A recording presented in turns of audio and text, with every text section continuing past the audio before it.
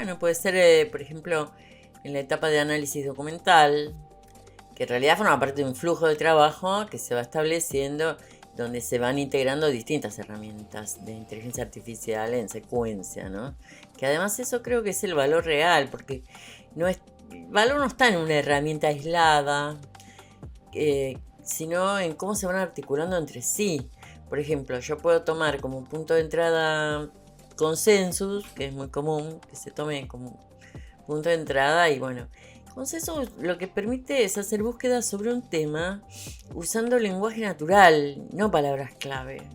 Entonces, por ejemplo, yo le hago una pregunta y voy a obtener una respuesta que va a ser una síntesis de lo que la evidencia dice sobre esa pregunta específica, y me va a mostrar una lista de papers que son muy pertinentes a lo que yo pregunté, y que además tienen una indicación del nivel de consenso respecto de la pregunta que yo hice, ¿no?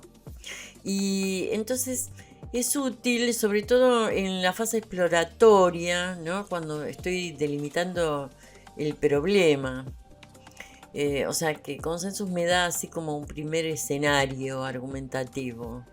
Y bueno, obvio que no es el fin del proceso, de ahí entonces, en realidad es el inicio, ¿no? Porque a partir de ahí entonces tomo 2 o 3 artículos que me parecen relevantes y los llevo, por ejemplo, a Litmaps o a Research Rabbit, y estas herramientas que son diferentes me muestran un gráfico o un mapa con todos los trabajos, los autores.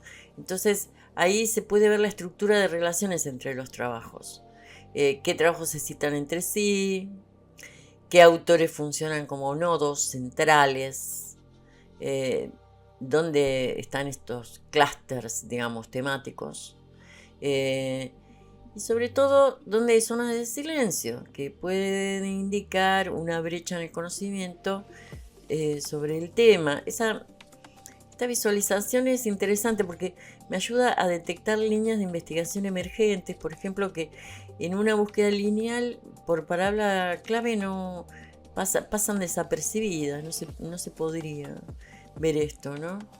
Bueno, luego de eso viene por ahí el momento más rico de este proceso, que sería cargar todo este corpus de trabajos seleccionados, cargarlos en NodeWLM, que es una herramienta gratuita de Google. Y bueno, y ahí yo selecciono cuáles trabajos, todos o algunos, depende lo que quiera hacer, pero ahí puedo formularle preguntas directamente sobre los documentos. Entonces, por ejemplo, puedo seleccionar 2 o 3 documentos y decirle qué tensiones teóricas atraviesan esos trabajos, o que si hay contradicciones entre los hallazgos de los distintos autores, bueno, o qué es lo que comparten, ¿no? Entonces, la herramienta me va elaborando toda una respuesta, pero aparte tiene algo muy interesante, y es que cita la fuente de donde lo sacó, o sea, de cuáles de los trabajos, porque se limita exclusivamente a los trabajos que yo le subí. Entonces, cita cuál es el trabajo, pero además el párrafo de donde lo tomó. Entonces yo hago clic en esa cita, digamos, y me aparece una ventanita con el párrafo. Y eso es muy práctico porque me permite verificar inmediatamente si la síntesis que está escribiendo la IA realmente es fiel al material original. Así que bueno, y esta cuestión, esta tensión, digamos, entre lo que sugiere la IA, lo que yo leo en la fuente, de alguna manera es productiva porque es generativa, ¿no? Para el pensamiento. Pero bueno, lo que importante acá para subrayar, porque me parece central en el punto de vista desde la cuestión metodológica, es que en ningún momento de este flujo de trabajo yo delego el juicio teórico. O sea, la IA me puede decir qué dice la literatura, puede mostrarme cómo se conecta, puede ayudarme a identificar patrones, pero decidir qué marco conceptual es el más fértil para abordar el problema, o qué tensión vale la pena convertir en pregunta de investigación, o qué autores van a dialogar en el marco teórico, bueno, esas decisiones siguen siendo exclusivamente mías. Y creo que es importante aclararlo así explícitamente, digamos, porque hay como una confusión entre lo que podría ser la eficiencia operativa y lo que realmente es producción intelectual.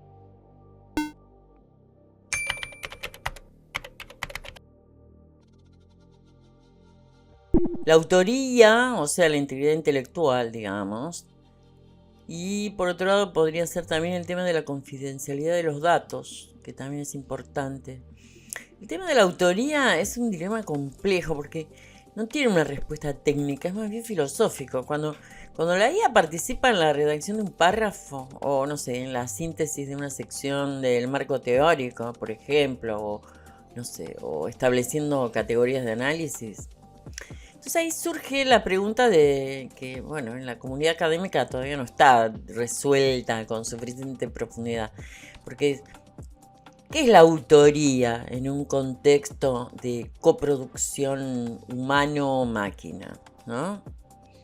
Bueno, mi posición práctica es que la autoría no reside en quién redacta, sino en quién toma las decisiones fundamentales. O sea, qué problema investigar, desde qué perspectiva teórica, con qué metodología, qué significa lo que aparece en los datos. Entonces, si esas decisiones son mías, y bueno, la autoría es mía, aunque la IA haya contribuido a formular algunas frases o a organizar algunos argumentos.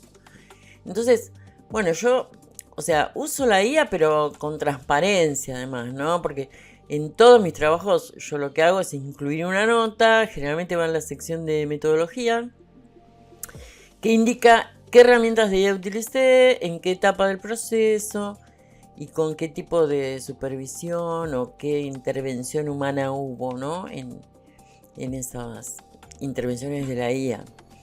Y bueno, el problema en realidad se vuelve importante cuando pensamos en los estudiantes de posgrado o en investigadores así que recién comienzan, porque bueno, la tentación de subcontratar a la IA para que nos resuelva el problema, y no solo para la escritura, sino para decisiones intelectuales que deberían tomar ellos.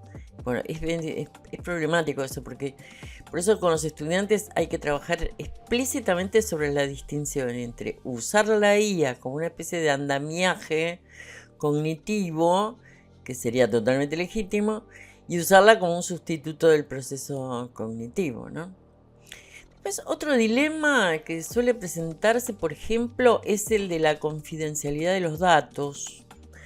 Porque el problema concreto es que buena parte de la investigación, sobre todo en ciencias sociales, en educación, en salud también se da mucho, que se trabaja con datos sensibles, por ejemplo, entrevistas, historias de vida, registros institucionales, información de poblaciones vulnerables. Entonces, cuando un investigador sube esos materiales,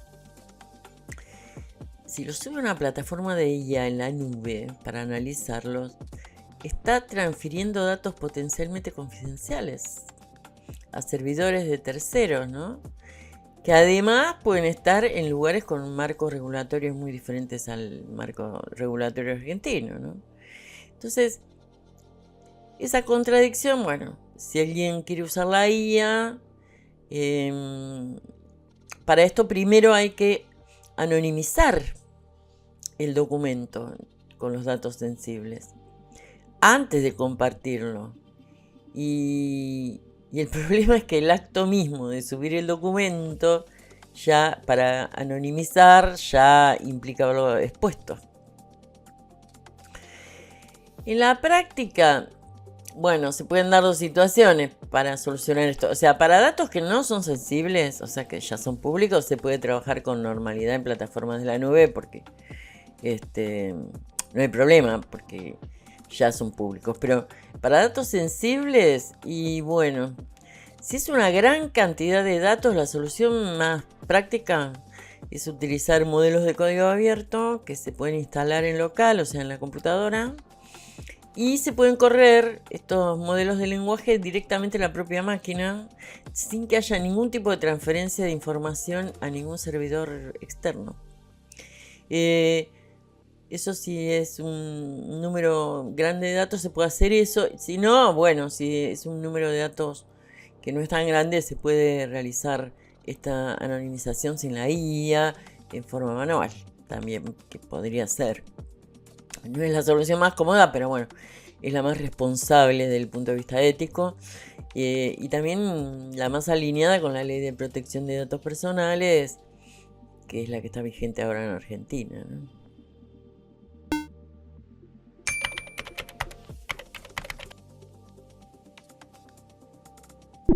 Y quizá la más urgente podría ser algo así como, ¿qué le ocurre al pensamiento crítico y a la autonomía intelectual de los estudiantes universitarios y cuando los procesos cognitivos de síntesis, argumentación, formulación de hipótesis, todos son progresivamente externalizados a sistemas de inteligencia artificial, ¿no? Y bueno, no me refiero a la pregunta ya que está bastante trillada, si los estudiantes se usaría para hacer trampa. Eso es un problema más bien de integridad académica y no de investigación educativa.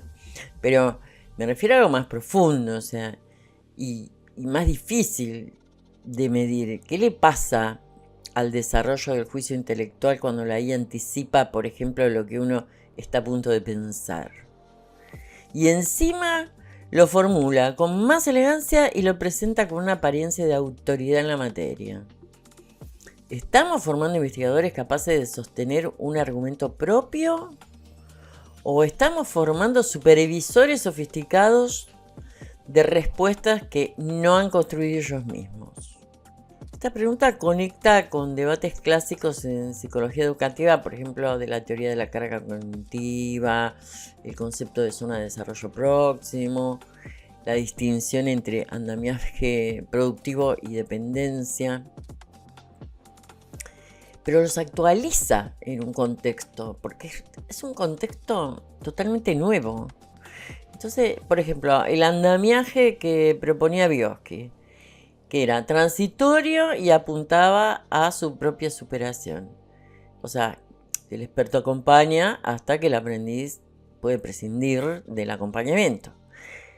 La pregunta es, si la IA genera ese tipo de andamiaje o si, por estar disponible de manera permanente e ilimitada, genera más bien una dependencia estructural que inhibe el desarrollo de la autonomía cognitiva.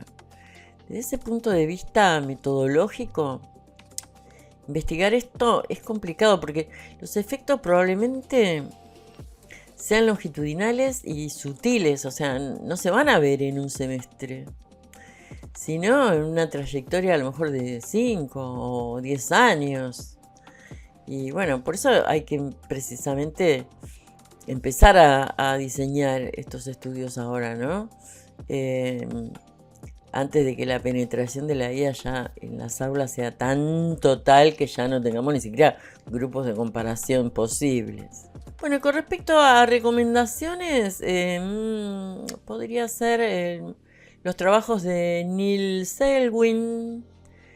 Hay un libro que es muy bueno que se llama Repensando la IA y la educación, que es de 2024, que, bueno, ofrece algo que escasea en este campo, que es una mirada totalmente no tecno-optimista, ¿no? Sobre la relación entre la IA y la educación. Selwyn no pregunta qué puede hacer la IA por la educación, sino qué tipo de educación estamos construyendo cuando adoptamos estas tecnologías. ¿Quién se beneficia de esa adopción y quién queda fuera?